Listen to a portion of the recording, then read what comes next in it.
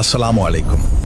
இந்த உலகத்துல உங்களுக்காக இரவும் பகலும் கவலைப்பட்டு யாருமே இல்லாத தனிமையில அழுத ஒருத்தர் யார் தெரியுமா?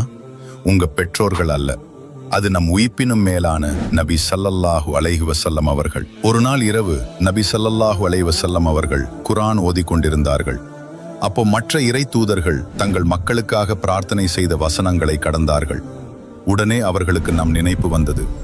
தன்னுடைய கைகளை உயர்த்தி கண்ணீர் மல்க அல்லாஹ்விடம், அல்லாஹ்வே என் உம்மத், என் உம்மத், அதாவது என் மக்களே, என் மக்களே என்று அழுதார்கள். நம்ம பிறக்கவே இல்லை, நம்மை பார்த்தது கூட இல்லை, ஆனா நமக்காக அன்னைக்கு அவங்க அழுதாங்க. அப்போ அல்லாஹ் ஜிப்ரீல் அலைஹிஸ்ஸலாம் அவர்களை அனுப்பி, முஹம்மதே, நீர் அழ வேண்டாம். உம்முடைய உம்மத் விஷயத்தில் நாம் உங்களை ஒருபோதும் கைவிட மாட்டோம், உங்களை திருப்திப்படுத்துவோம் என்று வாக்களித்தான். 400 வருஷத்துக்கு முன்னாடியே நமக்காக கண்ணீர் சிந்திய அந்த தூதருடைய